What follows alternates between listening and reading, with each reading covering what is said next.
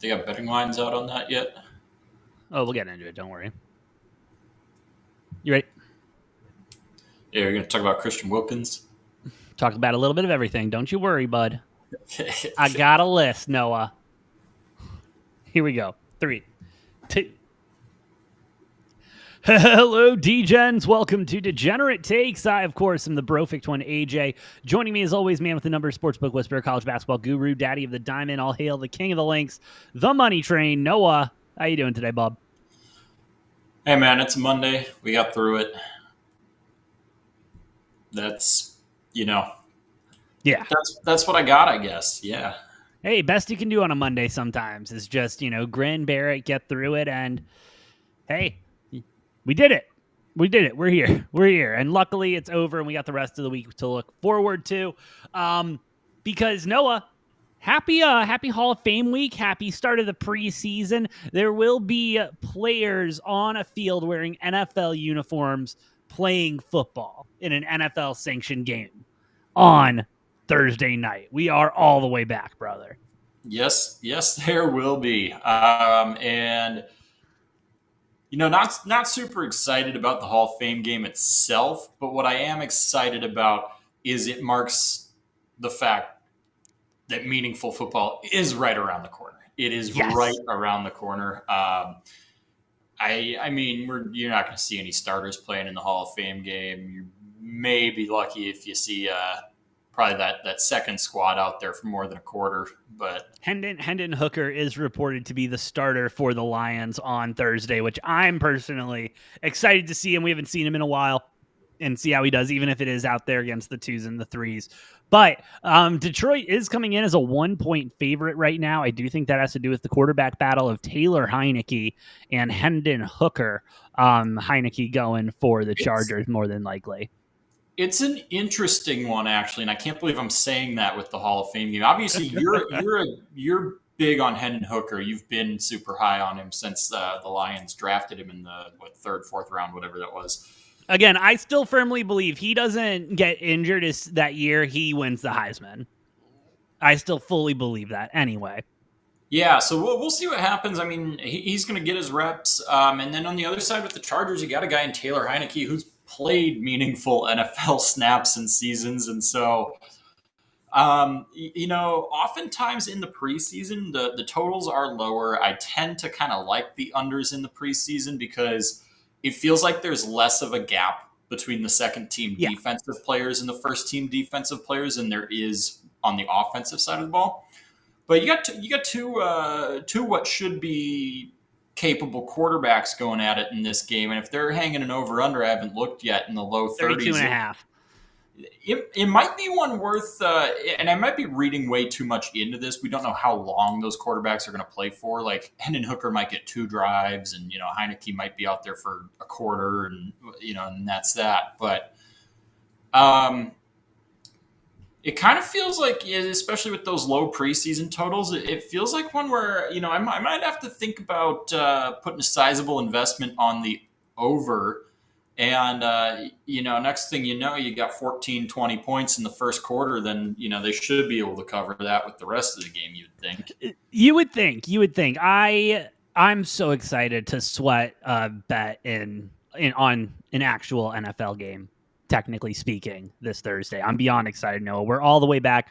There will be football every weekend from now on until February. And so we are technically all the way back, Noah, and I am absolutely here for it.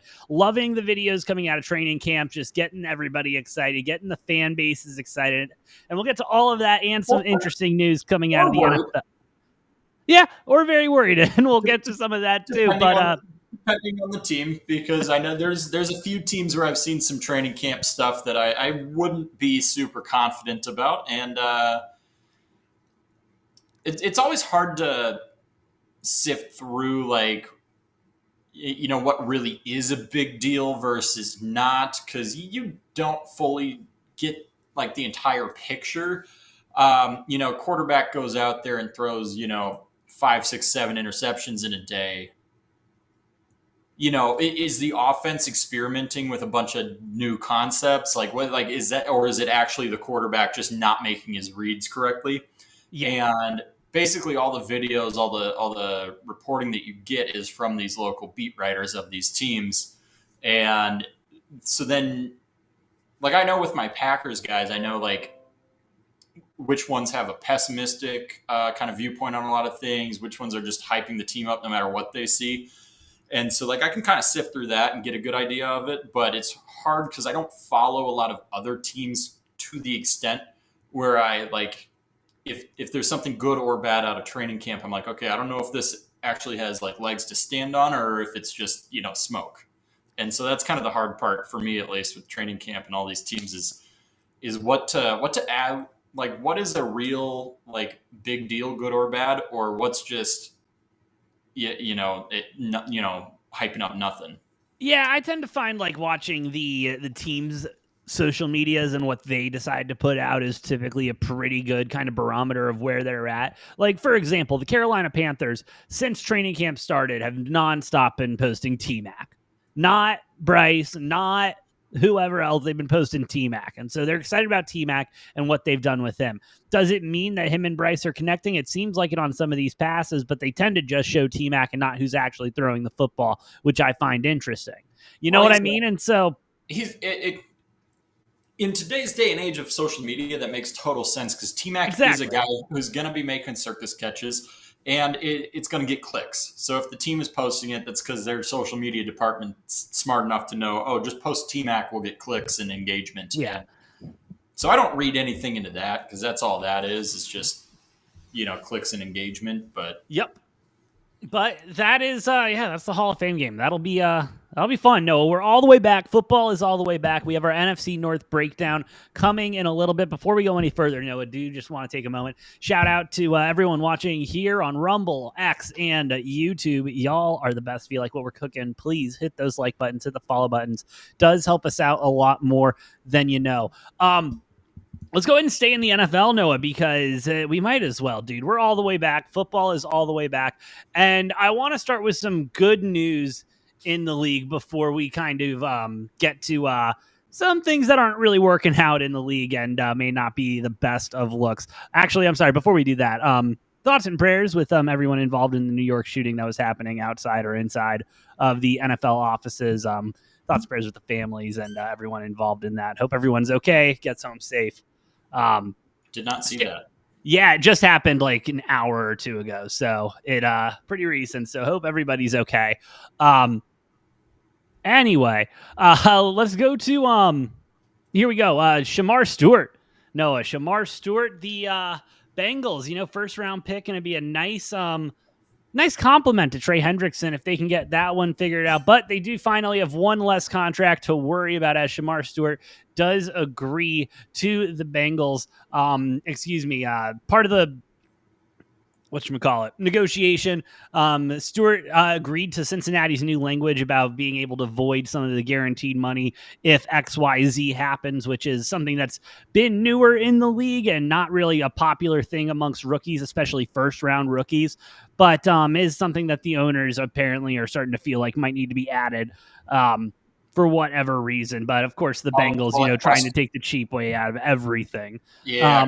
It reads to me a lot as the teams taking bust protection, if you will. For sure. Oh, they're like, we spend all this draft capital on you, and then we pay you decent money, especially if you're a first round pick. Maybe not if you're it's all guaranteed round pick. But then the team's like, if you end up sucking, it's not our fault for making the wrong draft pick. It's your fault, and we're going to cut you and not pay you your money. Yes. The concession that the Bengals made was they moved up $500,000 of Stewart's signing bonus instead of paying it now rather than paying it in December. But the important part of this whole thing, and, yes, money's important. Contract language is important to the team and to the player and to the agent and everyone else involved in there. To the fans and people that watch football, the important thing is here, the Bengals may not be completely dead. Do I think this improves their team immensely on the defensive side of the football? No. I still think they're going to be a little bit like Swiss cheese. Same with that offensive line, but still having to deal with now the Trey Hendrickson conversation, which from what it's sounding like, still off by a lot of money and a lot of guaranteed, or excuse me, a full year. It's a 1 year guarantee essentially versus a 2 year guarantee and a 3 year deal from what I believe Shefty was saying. But yeah, that's going to be an interesting one to keep an eye on because the Bengals seem to totally think they're going to get a deal worked out here. And Trey Hendrickson has reportedly said that himself and the team are still multiple millions of dollars off from each other. Yeah.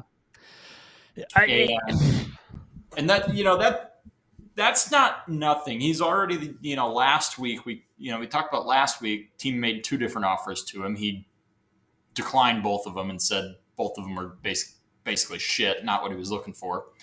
And then now it surfaces earlier today that Trey Hendrickson coming out and saying that him and the team are still multiple millions of dollars not on the same page. Yeah, which is just not a good look. Not a good look at all for the Bengals. And nothing that's been going on this offseason has particularly been a good look for the Bengals, I guess you could say. Nothing Especially in the last 3 to 4 years has been a good look for the Bengals. No, the Bengals have been the definition of a bottom feeder organization who's happened to run into a couple of diamonds because they've been so bad for so long. And even with their good players, they're so bad. Because, again, it starts from the top and goes its way to the bottom. And then you have other organizations, Noah. It coming out earlier today that the Buccaneers have reworked Baker Mayfield's contract this season to give him $30 million guaranteed for the season. Previously had no guaranteed money and was set to hit free agency this offseason. And this, not only gives him guaranteed money, but gives him, I hate to say it, but the psychology of, okay, they want me here. They didn't have to. Yeah, exactly. They didn't have to do a damn thing. And they're like, hey, okay, we can't get a long-term deal done this year. That's fine. Oh, they will. Yeah. Just not right now, because here's what's going to happen about midpoint of the season, 2/3 of the way through the season, then they're going to work out probably some 3-4 year extension, because I don't think Tampa Bay's got any intention of moving off of Baker and finding a new quarterback. I think they're going to – yeah. They'll get a deal done. This was just okay, we're good for now, and then we'll revisit this later into the season. Exactly, and it's good stuff for Baker, good stuff for the Buccaneers, and yet here are the Bengals. Again, they've signed a lot of the pieces, and they want to get this done. And I mean, I don't know, man. It doesn't make any sense to me why ownership is just being so. And same thing with, the Cowboys and Jerry Jones. Every time a microphone is in front of him, just kind of dismissing Micah Parsons and negotiations and everything. It's unbelievable. They got to be careful, dude. Yeah. I know Jerry does this all the time, and usually it works out just fine. And then he ends up paying the player some ungodly amount of money, but this one, for whatever reason, feels a little different. It feels like Micah Parsons wants to get something done, or he's going to be demanding a trade here pretty shortly before the season even starts. Yeah, and I mean, from all reports and everything, Micah Parsons is a team guy, and he's a good guy. He doesn't want to be a distraction. He wants to be out there getting ready for the season. He just wants to be paid. Exactly. He wants to be paid, and he wants to be paid what he deserves because he has been the backbone of that defense for, since his rookie year, essentially. Unfortunately with that one, I am of the opinion that I think Micah Parsons' price tag is not worth what he puts out onto the field. And I'm not saying by any means, I'm not dragging him as a player and talent-wise. I just don't think Micah Parsons is deserving of a top 3, 2, or maybe even highest paid defensive player in the league contract, which is probably what's going to happen. Is he's going to, his contract might be the highest paid non-quarterback contract in the league. And I look at JJ Watt, Trey Hendrickson, some of these other edge rushers, and Micah Parsons does a lot. He's a really, really great player. I just don't know if he's worth north of $40 million a year. I don't think he is personally. I would be totally fine paying him low to mid 30s, but that's, if I'm a GM, this is me sitting there. If that's what he's asking for, I'm saying, sorry, yeah, well, we can trade you because I get it. I don't, but Jerry, you and I both know Jerry Jones isn't the type of guy to trade a guy like Micah Parsons because he demands it. If anything, he'll make him play out this year, or he's going to end up sitting out with some injury or something. You know what I mean? Like, my hammy still, tight or something like that. And it's going to be one of those situations. if he doesn't demand a trade, Jerry's gonna end up paying him 45 mil a year over 3-4 years. It's just we've seen this with Jerry Jones before, and he's done it with with Dak. He did it with Zeke, and a number of other players, because Jerry Jones tries to play this whole hardball thing and then ends up just fucking paying these players like way more anyways. And I mean, maybe, who knows? It is Jerry Jones with his ego and everything. Maybe he tells everyone, you know what I mean? Listen, you're going to get paid. I just want to wait until the absolute last second, make sure I have the most expensive players, because my ego is so small that I need to have the most expensive roster on that field if we're not putting a Super Bowl in that trophy case, brother. You know what I'm saying? And so, Jerry, it's just a joke. Again, it's kind of like the Lakers before they got Luka, just a circus that puts butts in seats, but not a good. It's not good. I mean, I think it's a power trip thing for him, right? I think he strings. It feels like it at this point. I think he strings these players along just to be like, yeah, I'm in charge. I'm the guy in charge, and then ends up fucking, yeah, okay.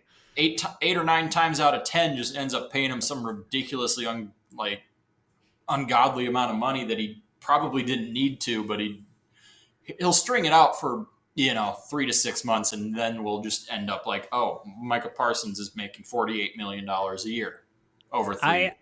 I will say Cowboy fans have been quiet this offseason. They have been. I have not heard a lot of, like, the only people talking about the Dallas Cowboys being successful is ESPN. That is the only area where I'm hearing any conversation of, oh no, the Cowboys are going to be good this year. It's like, no, but I appreciate your take, but please get off my TV screen. I mean, it's the second offseason in a row where Jerry Jones has been promising all these big moves and everything, and then done nothing but just re-sign all the players currently on the roster. Hold on. Jerry Jones backed off of the whole signing people when it got to the draft. And then the normal Cowboys draft happened. And then he was like, hey, we're the Cowboys. We're going to do what we do. Yeah. I mean, their big splashy move this offseason was bringing in George Pickens. Hey, they got a different type of firepower now on the offensive side of the football. Hey, you know what? I will say Pickens feels like he belongs on the Cowboys roster. Like, you need a good Cowboys wide receiver who's gonna, just try to beat the shit out of one of the Eagles DBs or something like that. Oh, for sure. Again, he's going to get you 100 yards a game with 75 penalty yards. It's going to be incredible. A one-of-a-kind outline for sure. But shout out to the Cowboys. Don't change Jerry. Please never change. It's fun to talk about, and it's epic, but anyway, Cowboys ain't paying him until the last second. We all know this now. And someone did get paid, though, Noah. Chargers make offensive tackle Rashawn Slater, highest paid offensive tackle in NFL history. 4-year, $114 million extension, $92 million guaranteed. That is such a John Harbaugh football team type move. You know what I mean? I'm still waiting for him to just straight up just trade Herbo for JJ McCarthy. He wants to. He wants to. Every time he brings it up, the GM's just like, John, shut the fuck up. We're not doing that. Or Jim, not John. Jim, sorry, yeah, that's not John. That is not John. Jim. John's got a solid head on him, but Jim Harbaugh is like going to the GM like once or twice a month, maybe weekly, and he's like, hey, so I still really think we should, trade. I want a natty with the guy. Why can't we? He knows what I like to do. I know he hasn't played an NFL snap, but I can vouch for him. He's going to be ready. He's ready. He's good to go. GM's just like, Jim, we're not fucking trading Herbert. They're not. They're never going to do that. But still, big offensive tackle. does really good at not only protecting Herbert, but big part of that run game. And that's going to be what Harbaugh is going to want to do. Speaking of that run game, do we know what's going on with Najee Harris yet? Who? Najee Harris? Yeah, I thought we just had to stop talking about him. Do we know? Does he have two functional eyes? Dude, I mean, again, hope the guy's okay. Yeah, at the end of the day. The Chargers have just downplayed this so much. And then he wasn't showing up to camp. When he does show up to camp, he's wearing sunglasses, a hoodie, a hat with the hoodie cinched all the way over his face so you can't see what the hell's going on, and not taking any reps. And so I'm just wondering, I'm like, does this man have two functional eyes? Or are the Chargers lying about it being just kind of a, minor thing? And well, so there's Najee at camp. Najee's at camp, but he's got the sunglasses on. He's got the hat on, but he's there. Road Dog in the chat, how you doing, bro? I'm just saying, I don't know. If you don't have two functional eyes, I might have to take a flyer on my fantasy draft and O'Marion Hampton. And ooh. Because if all of a sudden Najee is not good to go and the Chargers are just keeping this hush-hush for whatever reason, like, O'Marion Hampton's plenty capable, and I could see him. I mean, I think it's already going to be kind of a split backfield if Najee's good to go, but it's just weird the way the Chargers are handling that, and then Najee, like, not ever taking off the sunglasses. Like, yeah. Well, they saw what the 49ers did last year with the whole CMC issue, and so... yeah, fucking... if they can wait until literally an hour before the kickoff to put him, on IL or something. Yeah, that pissed me off, having the pissed number one overall pissed a lot of people off. God, I had the number one overall pick in my draft last year, and I was like, I don't think... I was like, this is bad news. I'm like, I was waffling back and forth. I'm like, I have to take CMC. But, like, I don't like it because something's going to happen. I didn't think something was going to happen before the even first fucking week. And then I missed the playoffs by, like, 1 or 2 games.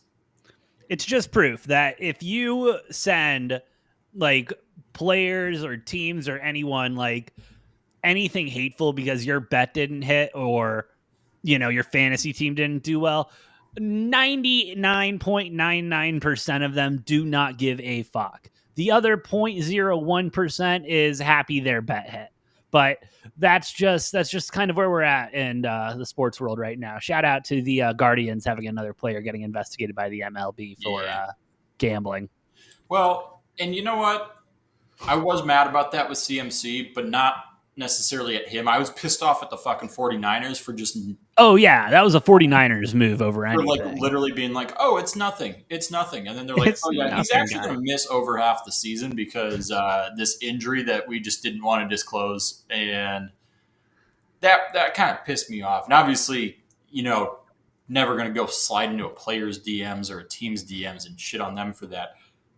I can be mad. I can be mad at them. You're allowed to. No, again, you're allowed to be mad, but like I was more making a point than anything, Noah. Yeah. You are allowed to be mad at players, teams, whatever, for losing your bets, for fantasy not turning out.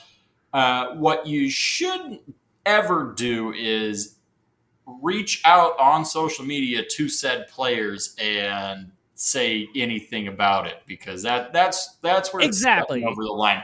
I'll yell at players on my TV. That's fine. I'm in my own living room. I'm angry. I'll yell at the TV at some player. I'm never going to go slide into their DMs and be like, say anything. Hey. Yeah, tough stuff. Sanders could be great too. We'll see. We'll see how either of the Sanders brothers do. But some of the stats I'm seeing out of training camp, he's lighting it up. And hey, shout out to Dion too. Did you see that, bro? Thoughts and prayers to Dion and the family. Glad it's removed. Glad he's all clear and he can come back to coaching. But holy shit, brother. You see, I thought it was not that it's a funny subject, but his the verbiage from his camp was, "He's cured now." But I love that. Not funny, but because some reporters had to like literally put that in quotation marks. He's cured He's now. cured. He's cured now. But yeah, hey, shout out to Dion. Good luck this season. Who do you think is going to be a bigger distraction to their team this season? And again, and the cold cancer thing aside, Deion Sanders or Bill Belichick? Honestly, neither. Oddly enough, I think this is going to be a quieter year for I think Colorado's going to go very quiet, like 7-5, 6-6 type of record this year. If they scrounge out 8 wins, some SEC team's going to fire their coach, and Deion's probably going to the SEC or Big Ten if a good opportunity opens there. I've kind of said that the whole time when Deion took over. I said, oh, yeah, he'll be at Colorado for 3 years, and then he's going to the SEC or the Big Ten as soon as some big name school is wanting to bring him in. I could see maybe a USC, Mississippi State or something like that. I don't think Lincoln Riley's going anywhere considering the recruiter, the recruiting class that he's got coming in. I think they're going to let that play out, And he should be on the hot seat a little bit, but he should be. I mean, shit. Even when he had the Heisman winner, he didn't have a winning season. That's USC football, though, baby. That's USC football.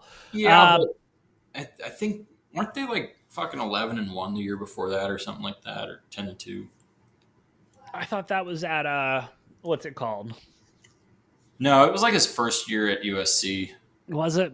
I forgot about that. Yeah. I must have mentally blocked. Bring a lot of his Oklahoma players over there. But yeah. Anyway. Yeah, I think Colorado will just be again a quiet, bowl eligible, but not threatening for the playoff. Solid 5th or 6th in the Big 12, and then Deion will more than likely be gone. Yeah. Cool. Just some other news around the NFL. Cardinals cornerback Starling Thomas, a guy I was really excited about and thought he was going to have a big season. Unfortunately, we will not be able to see what he could have done as he has torn an ACL. Tough loss for a kind of tight defense already. No, you know what I mean, depth wise. Of course, I'm not at training camp, so I can't see how these young guys are performing. And so we'll see over the next couple of weeks how they develop and how we can, how this defense is going to be looking. Buddha obviously looks incredible. Marvin Harris, I saw a one-handed catch from Kyler to Marvin Harrison Jr. That was impressive. And so we'll see. Obviously not something you like to see early in training camp or in training camp at all. But thoughts and prayers, brother. Get better. That's a tough one. Yeah, that's a tough one. Yeah, unfortunate. It does happen every year. Yeah, it does. It absolutely does. Which is too bad. I did see Will Johnson. Looks like he's been playing pretty well. He's been, I like the tape coming out on him. Which the concern there was never going to be his play. It's the injury risk, right? Because again, if injuries aside, and I always, I was saying when we were watching the draft and talking on the draft, I was like, yeah, absolute fucking steal for the Cardinals in the second round. Because even if that injury risk, I think the upside of that outweighs, whatever you use a second round pick for on sure. him. If this injury is a nagging thing and he's just never amounts to anything, you spent a second round pick. There's plenty of second round picks that just end up being busts all the time anyways. But if it doesn't end up being a nagging thing injury wise, I mean, you got a top 8 or 10 guy in the second round. So yeah. And it's one of those scenarios. And I will say, this is where I do kind of respect our GM here. High risk, high reward, like you said, we either got a top 8 guy in the second round, or we got a second round guy who won't be in the league for too long. And knowing they're Cardinals, though, that doesn't mean we won't pay him a big ass contract and keep him in Arizona for another 5 years. So, right. But I think it's a different situation if you take him at 20, 25, you take him kind of early to mid second round. It's, the contract structures with guarantees and everything are less in the second round. And so And again, like half of the second round are going to be busts anyways. They are every Yeah. year. And so there's a good chance whoever you were going to draft anyways was going to be a bust. And instead you get a guy who's got way more upside than anybody else. There's just a lot of risk with that. And so it'll be interesting to see if he can stay on the field consistently. But I do think there is definitely a chance that, you guys got a guy who's going to end up being a, top tier cornerback in the league if he can just recover fully from that injury and stay healthy. It would be nice. It would be nice. Again, I still think the Cardinals will be good. Just tough one early. That's the last thing I have in the NFL. No, I do want to touch on a couple of things from the MLB before we get into our division breakdown, if you're good. All right. Let's do it. First of all, it was the Hall of Fame weekend for the MLB, and damn it, who knew it was the Hall of Fame weekend unless you tuned into a game and saw everyone was wearing different fucking hats. I mean, great marketing by the MLB on this Hall of Fame. Guys like Ichiro Suzuki, CC Sabathia getting inducted. I may have wanted to watch those speeches if I didn't just find out about it 3 hours after it was over. Again, fantastic stuff by ESPN on that. By the MLB on that. And shout out to Suzuki. Got a little jab into the writer who didn't vote for him. That. And what a guy! What a guy! His quote is 3,000 hits, 262 hits in one season are achievements recognized by the writers. Well, all but one of you. What a dog. Get that dig in there, Ichiro. Absolutely well-deserved dig by him. Congratulations to him and everyone making it into the Hall this year. And Noah, I don't even know how to put this into. Have you ever had the opportunity to tell your boss to go fuck themselves? No. How about get the fuck out of your general vicinity? I mean, I have that opportunity every day. I just choose not to. So. That's fair. That is fair. Well, Bryce Harper had that opportunity over the weekend as Rob Manfred came in, kind of to talk to the boys. You know what I mean? Came into the locker room to talk to the boys about the negotiations coming up with the MLB CBA. And Rob Manfred apparently said some words that MLB players are not enjoying. And the words are salary cap, Noah.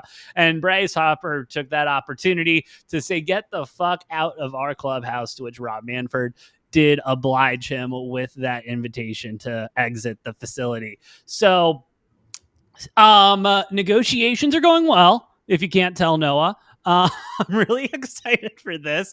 And I don't think it's a tough one, Noah. Again, something needs to be done. The answer that we've been preaching, that I think most baseball people have been preaching, is a salary floor, not necessarily a salary cap. I think that would do more to even out the playing field than putting a cap, because then, these owners are rich as fuck. They do have a lot of money. And there might be a few of them that if you introduce a salary floor, like a hard salary floor, might want to sell the team to people who are going to play ball with that and spend money, which is a good thing for the league as a whole. Great thing. Like, I'm just saying, institute a salary floor so that you don't have a third of the league spending less than 40% on their team than the top 3 to 5 teams. Yeah. And you're going to struggle so hard to be competitive year in and year out. And, you do have teams like the Rays have had a couple really good runs on not spending that much money.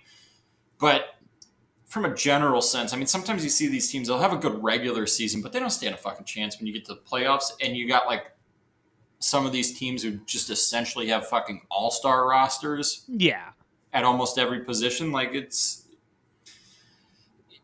to make it more competitive. I think you need to add that salary floor. Be like, hey, you guys need to spend at least X amount of money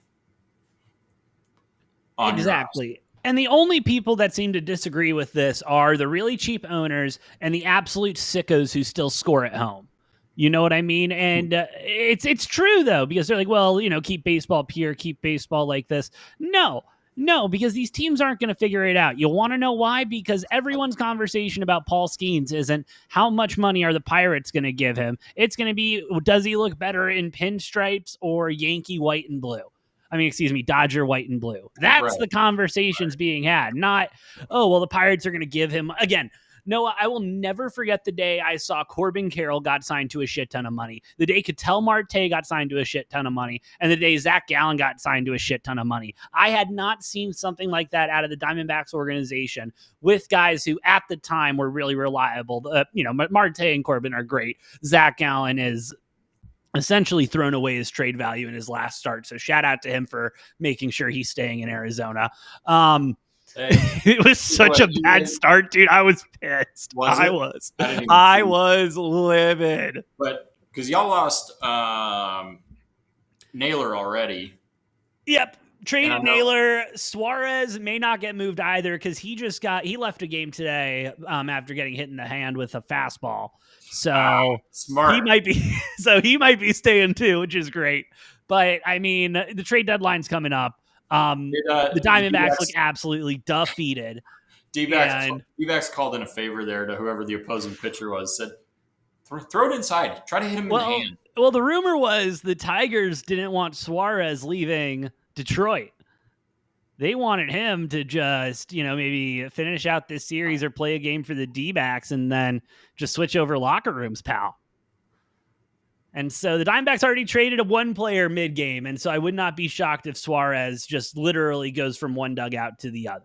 Yeah. Well, I know the four that were on the block for the D-backs were Naylor, Suarez, Zach Gallen, and Merrill Kelly. One of the four has already been moved. And so Kelly also had a shitty outing to make sure he's not leaving. Oh my God. What our quote unquote aces have been doing over their last couple of starts is just like, I like the weather in Arizona too much. Look at Gallen's whole fucking season. Damn it. Investigate them. Investigate them all. Investigate them. That's what I want, Noah. The trade deadline's got, I will say I've never been this stressed about a D-backs trade deadline in my life. But like, this has got me like, I woke up last night in the middle of the night and all I could think of was, well, if we could still get like, cash consideration for Gallen along with, a prospect in the bullpen that can maybe serve us in late September. I am running through those scenarios right now. No, this has got me. And we're not even in it, but this team is good if our pitchers didn't all have Tommy John. Yeah. That certainly doesn't help. It's a better situation than me sitting here and I get, Twins trade news. And what is it? Hey, you guys made a move today. Yeah. Traded the number 4 pitcher in our rotation, maybe 3 in Paddock, plus a Randy Dobnak, who was good a couple years ago, but he is currently playing for the St. Paul Saints, AAA affiliate, and so we traded our number 4 starting pitcher and a AAA pitcher for AAA relief pitcher for a mediocre catcher. It was the most boring fucking trade for both teams. I'm like, what the fuck are we doing? You guys traded with the Yanks, right? No, it was with the Tigers. It was within the division. That's right. That's why it was so weird. Man, y'all doing stuff. Shout out. ESPN was real funny though. I pulled that up and they were trade grades and gave the Tigers a D- and the Twins a C. They're like, yeah, this was not a good trade for either team. Why did this occur? Why did we waste time? But the Tigers essentially gave us their number 2 catcher for 2 pitchers that probably aren't worth a damn. Well, hey. They're spiraling, dude. They're fucking 2-12 in their last 14 games. The Tigers. Oh, Tigers? Yeah. They don't know what the fuck's going on right now. I'm kind of sitting back and loving it. I want to see them make some more just absolute desperation moves that make zero sense. They're like, oh, guys, all right, we're a Detroit franchise and we're ahead at the half. Time to mail it in. They had the best record in the MLB for 3 straight months almost, and now they're just then they hit a losing skid. Now they're fucking waffling. It's so funny. And I mean, this happens.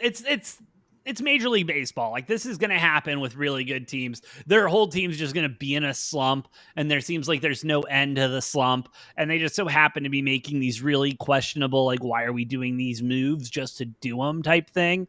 See, the But Phillies didn't do that when they went 1-9 in a 10-game stretch.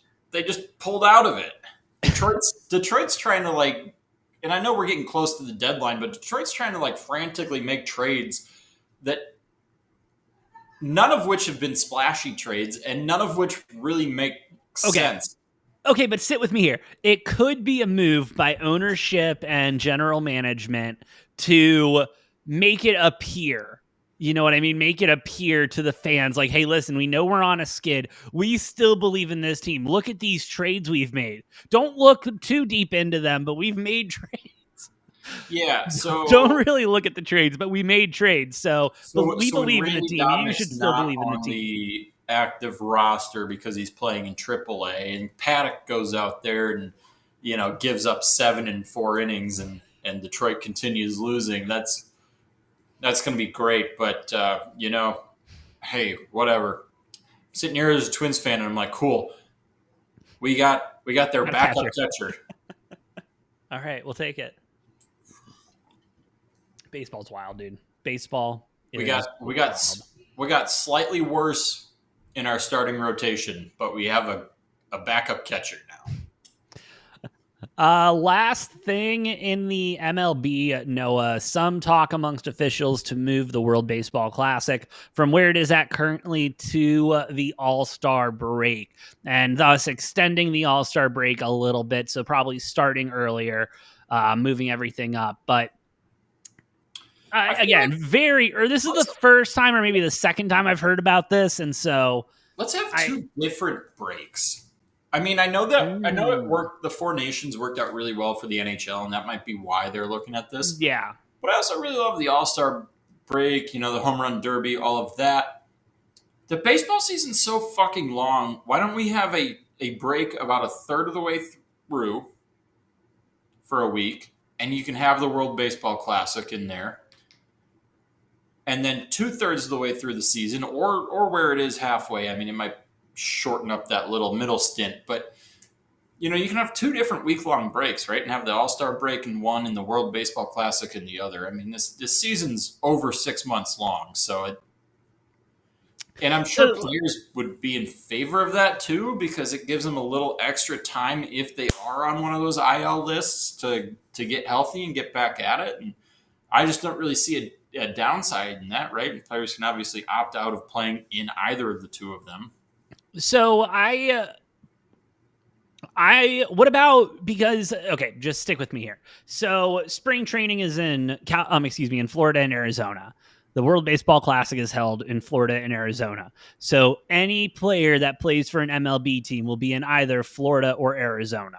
So why don't we move it to spring training? It starts in the beginning of spring training. And yes, they're not with their teams until the end of spring training. Like, they're there for the last 2 weeks and know they're probably not going to play, but they're going to be warm. They are going to be playing competitive ball. That means something. And so if they do get injured, God forbid, like we have seen though, it's for something that means something and not bottom of the first in the outing that he's going to be out there. You know what I mean? For spring training. And so I kind of like that because, like you said, the season is so fucking long already. And so it's like a little summer camp for the All-Stars or the American team and whoever else is playing. But if we do get the World Baseball Classic during spring training, I want the bunt derby. I want the bunt derby during opening ceremonies or whatever, and I want to see some good bunts. All right. That's my pitch to the MLB. Take it or leave it. They haven't taken one of the ideas yet, but we have some damn good ones. So I don't know, Noah. I don't know. Maybe one day. Maybe. But anything else in the MLB or in sports? I mean, it's rumored that the Celtics are going to try out the Ben Simmons experience, so that'll be fun. Because that's a good replacement for Jason Tatum. But that's worked out well everywhere he's been. Although everywhere. There were videos surfacing about him actually having a jump shot. Every summer, Noah. Every summer this happens, though. I'm not going to get into that today. We got We got some NFC North to talk about. We do.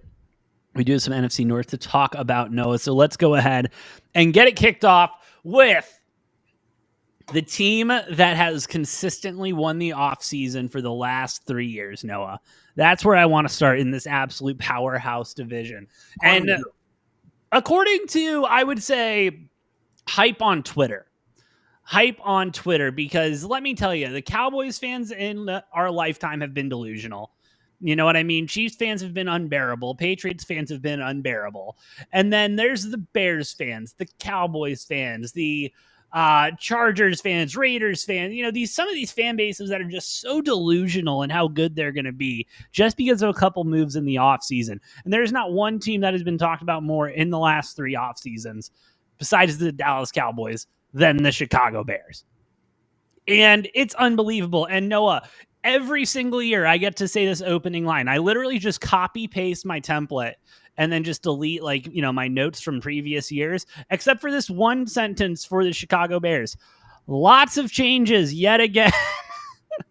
We've got Ben Johnson in his first year, Caleb Williams in his second year, but first year in this system. Ryan Poles getting a big ass extension, a brand new offensive line that, will hopefully reduce sacks by at least 5%. And so Caleb Williams can feel what a pocket feels like. But, TBD on that because, speaking of. Yeah, if they trained him how to actually stay in a pocket, because that's my favorite fucking stat is the Bears' offensive line and pass block win rate last year were like 15th. So you can't blame it on the offensive line that Caleb Williams got sacked almost 80 fucking times.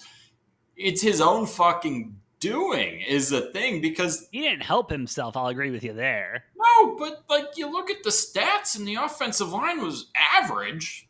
Like they weren't dog shit terrible, and yet he still somehow got sacked more than any other quarterback, and that's because if there is a pocket, he likes to run away from it.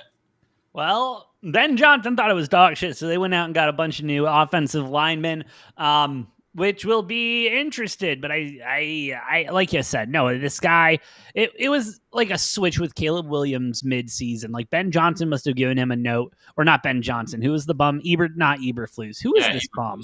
It was Oh my God, that was only last year. Oh man. But Eberflus must have told him, like, hey, you're scrambling too much. Stay in the pocket. And then he stayed in the pocket and didn't run at all. And he's, and again, he didn't get rid of the ball quick enough. And he was getting bull rushed. He was getting fucked. But, the Chicago Bears, he had the classic, look of absolute defeat on the sideline, which is, kind of the quarterback signature look with the Chicago Bears, starting with Jay Cutler. So shout out to Jay Cutler, by the way. Absolute baller. Baby. Smoking Jay Cutler, the best memes ever. But also, Noah, you got Dennis Allen coming over from the Saints. He'll be the DC this season. Secondary, a lot to be desired, but we did get some help in the trenches on the D-line, so hopefully getting to that quarterback more and kind of not blocking, but making up for whatchamacallit, the weaknesses in the secondary. But not a great look this year, but the most important thing for the team and anyone in that front office is that Caleb Williams looks like a serviceable quarterback. He does not need to look generationally talented. He doesn't need to look like MVP of the league or anything. It just needs to. I don't think that's in the cards. So neither do I. But my point being, like, for the Bears to feel like they're in a good place, I think Caleb Williams needs to look good.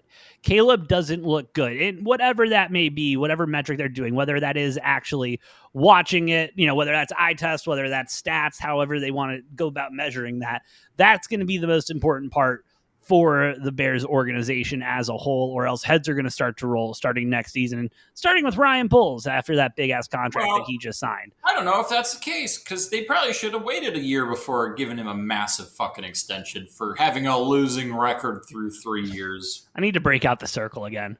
We're right back here, dude. Yeah. We're right over here. No. I'm glad you decided to start with the Bears, AJ, because this is a fun one, and it's...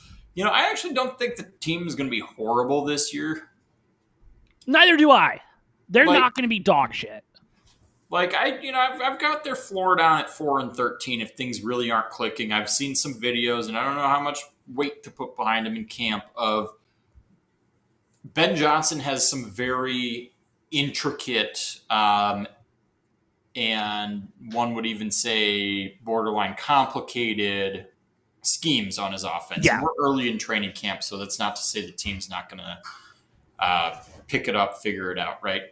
Yeah. But some of these kind of trick plays, I saw a couple videos of those, and oh my god, the offense looked in fucking disarray. Like it felt like trying to teach some eighth graders how to run a trick play, and they're like, every play, at least one player is not running where they're supposed to be.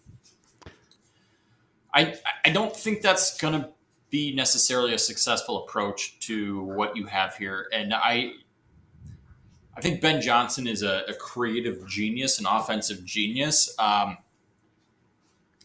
think he's going, and we'll see what happens. But what I'm seeing in my head is Ben Johnson is going to put too much faith in a young quarterback in Caleb Williams, in a young offense that even after last year, I wouldn't say has a ton of chemistry with each other yet. And I don't know that the desired results are going to be achieved with that. And, I still think worst case scenario, the Bears are winning 4 games this year. Yeah, they got enough talent on that roster that they'll be fine. Ceiling wise, I got them up at 9-8. Like, I think they could be on the right side of 500. I still think they finish last in the division, even if they're 9-8. Maybe that's good enough for third place in the NFC North. But yeah, I got them at 7-10, which is like fine. It's whatever. I don't think the Bears are going to suck by any means. I just don't think all of a sudden everything's going to start clicking. Like I assume it is. And I still think Caleb Williams, his biggest issue, and I said this when he got drafted, is he doesn't know how to read a fucking defense. And I don't think that's really improved at all. Yes, his stats got kind of better last year, but a lot of those sacks were him not reading the defense correctly. Yeah, well, he said no one taught him how to watch film. And you know what? Good for him. He wasn't throwing interceptions, and granted, okay, bad interceptions are worse than taking a sack, but he took so many fucking sacks because he missed open reads. So it wasn't that he was making reads that looked like they were open and trying to force it into windows and throwing interceptions, which is what most young quarterbacks do. Instead, he was just holding on to the ball way too fucking long. And again, the offensive line is 15th in pass block win rate out of 32 teams. Yeah, Caleb Williams was by far the most sacked quarterback in the league, and it's because I don't think he knows how to read a defense, and maybe Ben Johnson can teach him that. But I don't know, because if that doesn't change, like, you're just going to throw more complicated looks into the offense, and you got a quarterback who's still not reading the defense correctly. And the more complicated the look, the more pieces they're moving. Like, I just don't know that it's going to work out. Whereas, like, in Detroit with a guy like Jared Goff running the offense, I think Goff's an incredibly intelligent quarterback with, like, Caleb Williams probably has more natural and athletic ability than Jared Goff. But Goff was able to grasp that Ben Johnson offense and run it beautifully. I don't think Caleb Williams is going to have the same success with that. I don't know why, but I just got a picture in my head of Trevor Lawrence in a Bears uniform. I don't know why. That's an interesting thought, though. Yeah, you guys can just swap shitty quarterbacks with Jacksonville. Shitty first overall quarterbacks. It wouldn't be the first time the Bears have done something ridiculous. All right. Underperform their expectations. Yeah. Our floor, ceiling, and actual are not far off. No, I have their floor at 3-14 if shit absolutely hits the fan and Caleb Williams can't grasp this offense whatsoever. I don't think that's going to be the case, but if, injuries, all that, 3-14 is where I have this lovely Bears team. You got them above 500. I got them on the other side of it, but 8 and 9 right there. The Bears can't have nice things right now. For the ceiling or where you think they're at? Oh, they're ceiling. Sorry, they're ceiling. My bad. Okay, because I was going to say I had my ceiling at 9-8. I do have them going below 500 at a ripe 7-10. Yeah, and I'm sitting there at 6-11. I'm sitting right there at 6-11. I just one game worse than you on everything. We're right there with the Bears. We both agree that they'll be fine, but they have a relatively easy schedule. They'll yeah. win 2 games. It's not going to be enough to sneak into the playoffs. They'll be lucky if they don't finish last place in the division. But I don't think luck's going to have a lot to do with it, Noah. I don't think luck's going to have a lot to do with it. Do you think there's some one team in particular? I do think there is a lot of variation to how the season. Oh yeah. Oh, my floor ceiling might be like the widest spread that we've had on this show. But we are not talking about them yet, Noah. I want to talk about some good teams before we're going to do the opposite of a compliment sandwich. You know what I mean? We're going to sandwich the bad teams, sandwich the good teams within the bad teams. So that's how we're going to roll with this. Let's go with your division champs from last season, the Detroit Lions, who will be playing in this week's Hall of Fame game. And we do have some changes on the Lions when it comes to coaching staff. New OC, new DC, a lot of internal promotions coming out as Ben Johnson, as we mentioned, now coaching the Bears. Aaron Glenn over to the Jets. Noah, big question on my mind with this team. Can they stay healthy? Unfortunately, that is just kind of where I'm at with this. And even without, Aiden Hutchinson last season, they still were good enough to, play their way into the playoffs and look damn good doing it. Jared Goff and the way that offense was running with Ben Johnson was great. I don't think it's going to be a talent change. It's going to be how much of the old stuff do they keep versus how much new stuff's in there and how are they running it. But I'm still expecting a lot of big things out of this team. Not a lot of moves overall in the offseason. DJ Reed pretty much being the biggest offseason signing there at cornerback, beefing that up a little bit depth-wise. Aiden Hutchinson should be back. He looks strong. This is a good team, Noah. This is a really good football team I think we're going to see again. They got a strong roster. Like, a lot of talent at a lot of positions. Here's what I'm curious to see. And I do have quite a bit of variation here between my floor and ceiling on Detroit as well, because Dan Campbell lost his OC, he lost his DC, both getting head coaching jobs, both well deserved. From a talent perspective on that defensive side of the ball, I think things were clicking well last year, but I don't know that there's an uber amount of talent on the defensive side of the ball. I feel like we could end up reverting back into kind of Detroit of 2 years ago, where they're playing in a lot of high-ass scoring games. Yeah. Because the defense is a little bit Swiss cheesy, and I think they went, a game over 500 that year? Something like that.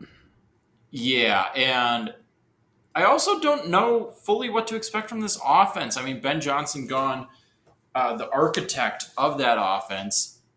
Dan Campbell is by no means a defensive mind, so there's going to be a lot of, from scheme and coaching standpoint, there's going to be a lot of variation that could be had here, and I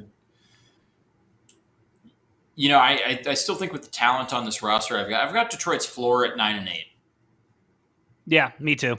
I think if it really doesn't work out with the changes in coordinators, I could see them going 9-8 and potentially barely missing out on the playoffs. I think that's a real possibility here.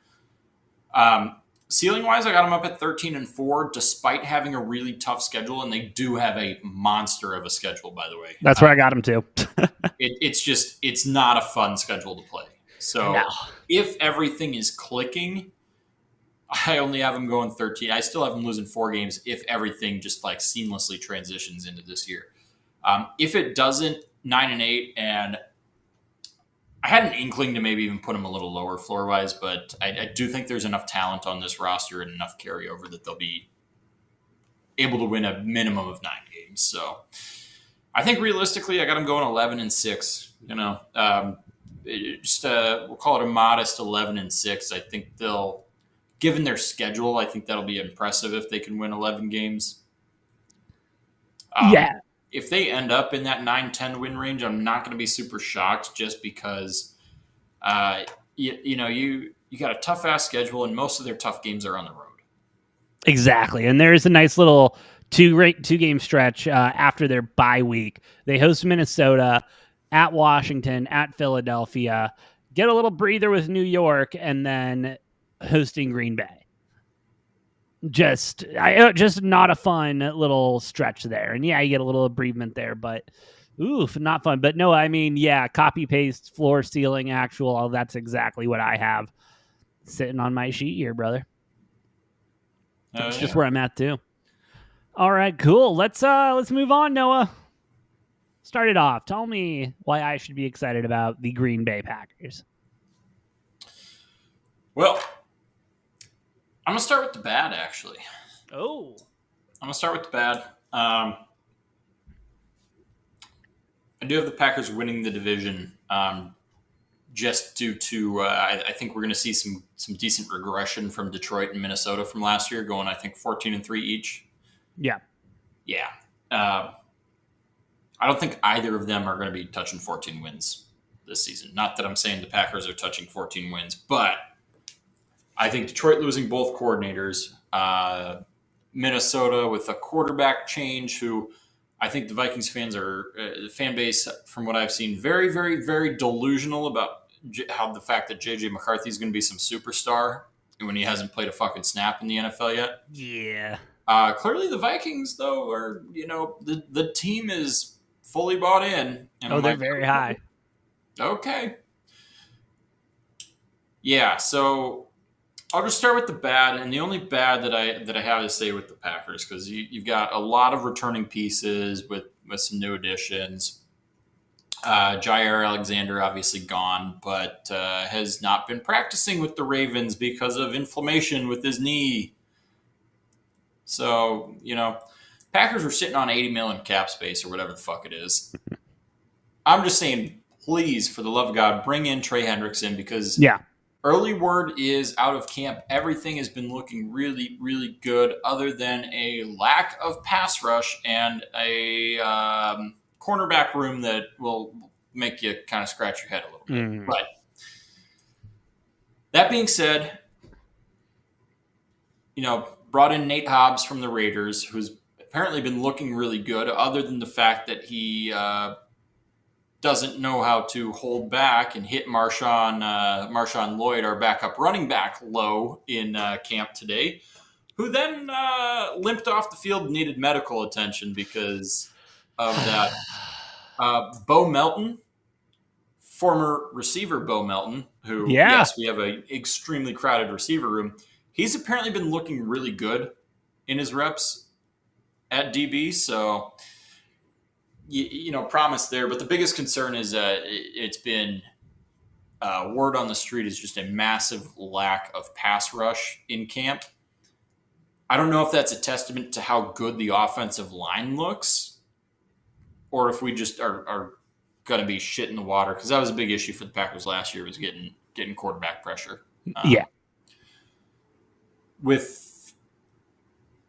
Granted, we didn't have that much better of a secondary last year because Jair wasn't fucking playing, so it's okay. My whole thing is, I don't think this team can look any worse than they did last year. And we got a wild card. We held our own with the Eagles in the first, in that first round of the playoffs, and so I got the Packers floor at 10-7. If some weird shit happens, and games can be lost. If that secondary is Swiss cheese, if the defense can't generate any pass rush, I think the Packers go 10-7. We've got the ceiling up at 14-3. I think it's going to be tough to sweep Detroit. I think it's going to be tough to sweep probably the Vikings. Packers do have a lot of tough games. They have the benefit of having most of those tough games at home at Lambeau. So that I do like that. That's nice, yeah. I've got the Packers going 13-4. I was on the fence between 12-5, 13-4, but I'm buying in. I love the way Jordan Love's been looking. Yeah. I think Matthew Golden's going to be a good addition to that wide receiver room. I still don't know if we'll have a true wide receiver number one this year, but our third round pick Savion Williams, who his only concern, I mean, he's a massive frame, big, stretch it out, 6'5" type of receiver, was his hands. He hasn't dropped a single ball all of camp. Re-signed Brandon McManus at kicker, and he has gone, I think, a perfect 16 for 16 in 3 days of camp so far. So, including about a third of those at 50-plus yards. So, I don't know if McManus is on some PEDs or some shit, but he's looking good. Well, if he has a good game one, there'll be a cup in his locker. I promise you that. I think there's a lot to be excited about with this Packers team out of Packers camp. And obviously, how Jordan Love performs is going to be a big thing. But this offensive line should be real solid. He should have plenty of time. I would have liked to have, gone out and gotten a proven true wide receiver number one in through the trade market or whatever it may have been. Like DK would have been a great guy who I thought maybe we were going after, but didn't end up. And so we'll see. Somebody's just got to emerge because Jaden Reed is great, but he proved last year he can't be wide receiver number one. He's a great utility guy, reminds you a lot of Debo, but we need that true wide receiver one. Will it be Matthew Golden? I don't know. I mean, dude's got fucking 4.2 speed, so like. He's quick. He's quick. And I want to echo just a lot of what you're saying. The offense, like you said, it's going to be a big year for them. I loved how Josh Jacobs worked in that offense last year, expecting another big year. What a fucking leader Josh Jacobs is. And he showed that last season, but this whole offseason, I mean, he's the leader. He is, I don't want to say Jordan Love isn't the leader of the locker room on offense. He's a leader. But Josh Jacobs might be, it might be 1A, 1B, and I think Josh Jacobs is 1A and Jordan Love's 1B. Like, Josh Jacobs that was such a blessing the Packers were able to land Josh Jacobs. I don't know why the Raiders were willing to let him go, but. No, and I mean, he's going to have a good season, I think, if he can stay healthy. And like you said on defense, just questionable on the corners and just young all around. A lot of prove it to go around. My big question, though, going into, the season is, can LaFleur get the guys over the finish line? And I know this team has dealt with injuries and everything like that, but a couple of first-round exits in the playoffs. Is he the coach? Is he the coach for the Green Bay Packers that can, get the boys over this little hump and get them moving in the right direction? I feel like the Packers have made it out of the first round of the playoffs. Wasn't that with Favre? What? I mean, not Favre. Wasn't that with Rodgers? No. Was there? Honestly, no. I'm just talking about the last 3 years, right? Like, you look at this. You look at this last year and losing 22-12 to the Eagles in the first round in Philly. That was the closest game that the Eagles had the entire playoffs. True. So I'm not going to hang my head on that. If Packers had done better in the regular season, probably would have had a more favorable route, and who knows what could have happened there. But we had some issues with that team, and I just thought the defense really showed up, and Philly's defense really just overshadowed the Packers' defense in that game. But, blew the fuck out of the Cowboys. Should have beat the Niners in the divisional round the year before and choked away a 10-point lead. So that was 24. 24 Packers, Eagles in the wild card round. 23 Packers secure wild card spot. You're right. Upset Dallas and then losing the divisional round. Missed the playoffs in 22. I remember because we were at Casey Jones. Shout out Casey Jones for that game. Against Cowboys Dallas. Game, Dallas was favored by like a touchdown in that game. And then the Packers just literally, it was. Yeah, and then we went to Casey Jones for the 49ers game. Yeah, that one they should have won too. That was but yeah, don't want to talk about that. And then yeah, when you go back to with the Rodgers days, LaFleur's been to NFC Championship game. LaFleur's I don't know. I don't have it in front of me, but I would assume his playoff record is at least 500, if not a game over. Let's find out. So I can't sit here and tell you with confidence that the Packers are going to get over that hump this year. I don't. They wouldn't be my favorite to win the Super Bowl right now, but I do think they're one of 8 or 10 teams that has a chance. So, do you want Matt LaFleur's coaching record or his head coaching record? Head coaching. Head coaching record, he is 3-5. Okay. Cool. Well, besides that, no, our floor and ceiling are the same. I'm 10-7 with the floor, 14-3 with the ceiling, and I did put them at 12-5. Still have them winning this division. I just think that a couple of games might slip. It happens. Just kind of where I'm at right now. Just kind of where I'm at. But excited for this offense. Jordan Love, Josh Jacobs, who I will be looking to snipe in fantasy this year. Let's keep it moving, Noah, to who I personally believe, the team I personally believe will be the worst in the division this year. And it's, like you said, one of those teams where everything can kind of go really, really good or really, really bad. Ownership believes this is going to go really, really bad. Not only did they let the GM trade away any quarterback that was, any quarterback that was worth half of a damn. They signed Kevin O'Connell to a massive extension in the offseason, have made it crystal clear that J.J. McCarthy is going to be the starting quarterback going into the season with a not very strong quarterback room, considering guys like Sam Howell and Brett Rippon are guys we might need to get excited about come later in the season. Still have an unbelievable wide receiver room, though. J.J. and Addison, not to mention Hawkinson out there. They get A. Jones, get Jordan Mason from the 49ers. This is a good offense on paper. It's a good, you know what? It's like you have a beautiful yacht. You just don't know if the captain has any experience driving a boat. Fair. That is a fair. You have a very nice yacht, and you've got a guy driving it who you know nothing about. Yeah, who says, "Oh yeah, I've driven before," and that's the reassurance he kind of gives you.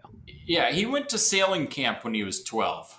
Yeah, in college, he went sailing a couple of times with his buddies, and then kind of just was a part of their team, but just kind of was on their backs and letting them carry them to their national title on the boat sailing team. Yeah.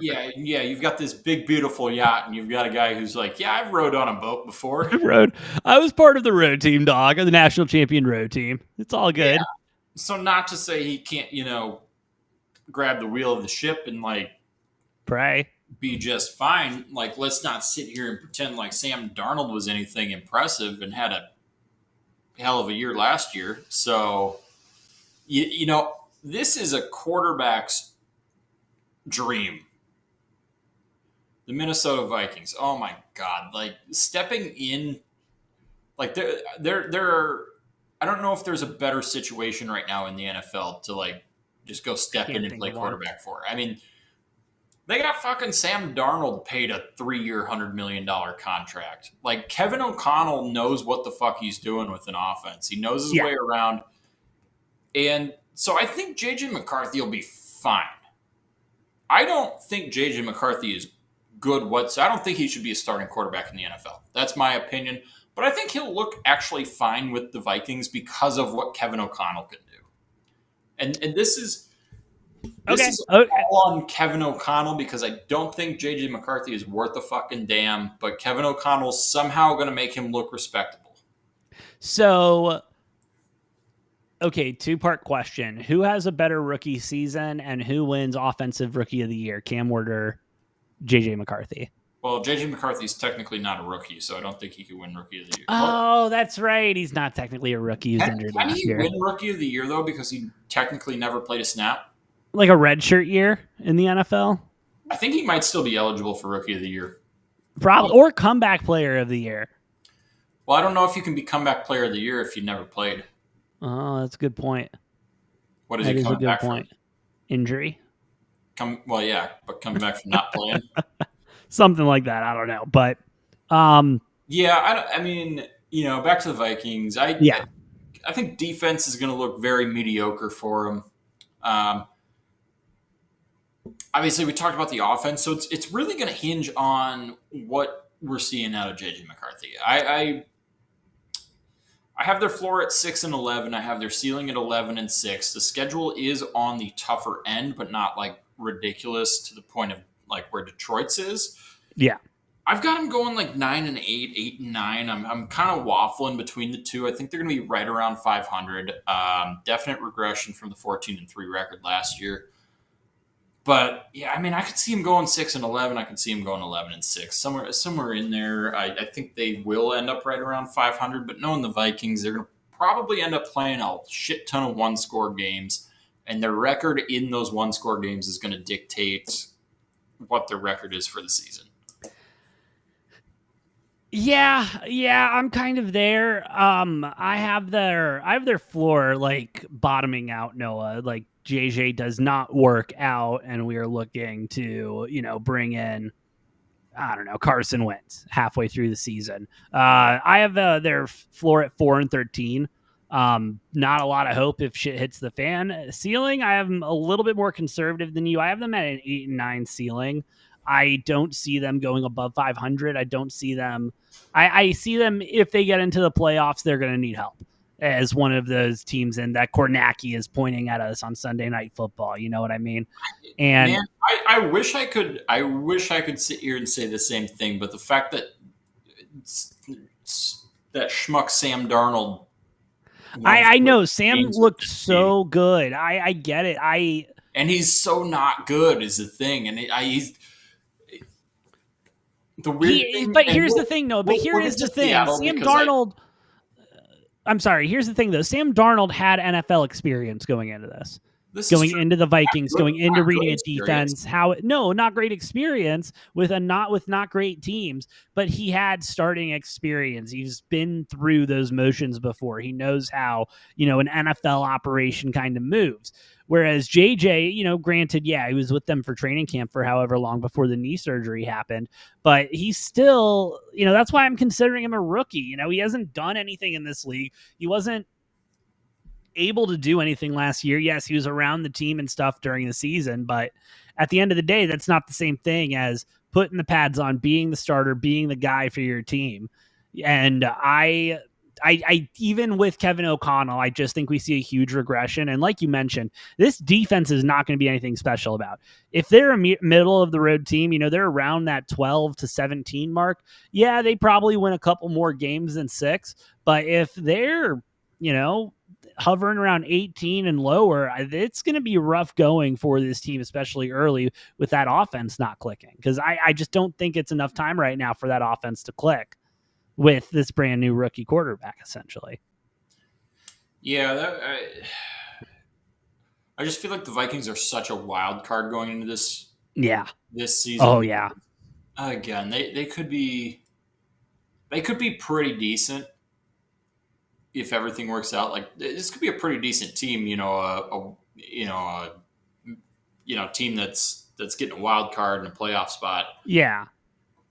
This is a high risk, high reward situation. They could also suck. They could suck bad. Like JJ McCarthy could be really bad. Like Justin Jefferson requesting a trade bad.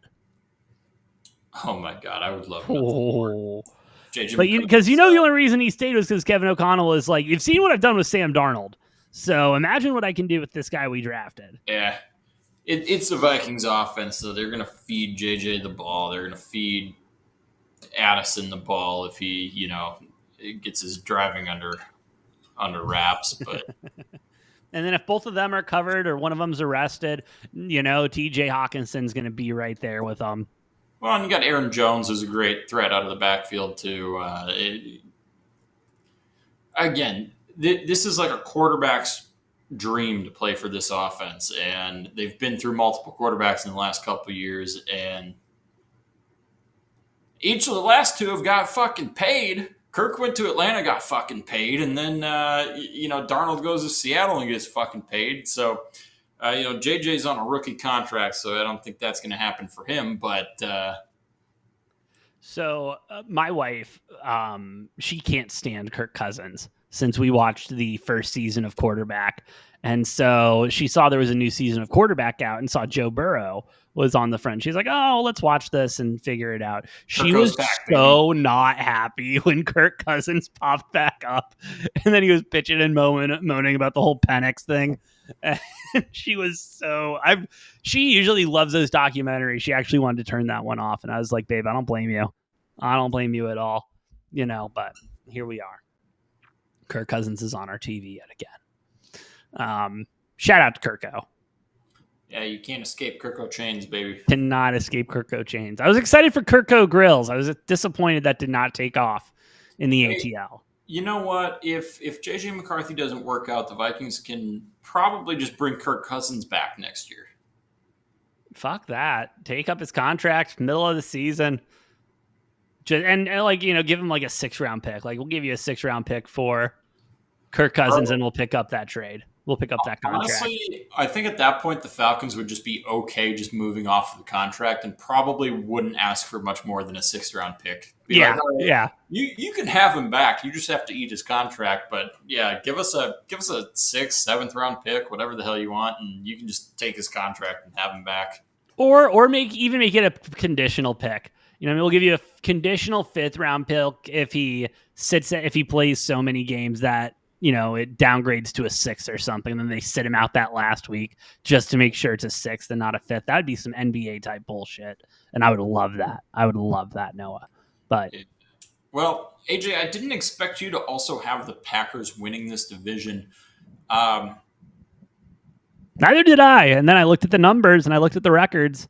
And I'm like, that's math. Yeah, I think a big story of this division is going to be Detroit and Minnesota taking a big step back from last year. Yeah. And I think you look at the Packers, and it's a lot of consistency, a lot of maybe taking a half step forward, while Detroit and Minnesota take a step back. I still think it's going to be very competitive up at the top, and I think we're going to have one team lagging behind, and I don't know if that's going to be the Bears or the Vikings. I assume one of the two of them is going to just not be up to par with the other three, or we're going to have a 2-2 situation. But it's definitely a division that I expect it'll come down to the last couple of weeks of the season to figure out. Yeah, it'll be top heavy. It'll be the Packers and the Lions fighting it out, and then the Bears and the Vikings also fighting it out, just for different goals, Noah, for different goals. Sweet, dude. You got anything else on the NFC North, NFL, MLB, NHL, NBA, sports? That's all I got for now. We got coming up on Wednesday our last event of the PGA Tour regular season in the Wyndham Championship. Yes, sir. We will be live Wednesday with our best bets, predictions, analysis, the whole 9 yards going into the final event of the season, and which golfers need those all-important FedEx Cup points to secure a spot into the next 3 weeks. So we will be taking a look at all of that. You're not going to want to miss that out on that. Along with, I think we'll check in regularly with training camp. Noah, football's going on. I'm going to take every opportunity to talk about football because, it's the last couple of weeks have been a stark reminder that it doesn't last forever. So enjoy every week of football that you can. With that being said, I'll probably only watch the first quarter of the Hall of Fame game, but that's because, we got to ease back into it, But hey, thank you all for listening. Thank you all for watching. Shout out again to everyone watching here, X, YouTube. Y'all are the best. If you like what we're cooking, please hit those like buttons, hit the follow buttons. Does help us out a lot more than you know. Shout out to McCormick and Road Dog in the chat. with all that being said, I've been the Perfect One, AJ. That's the Money Train, Noah. We'll see you next time on Degenerate Takes.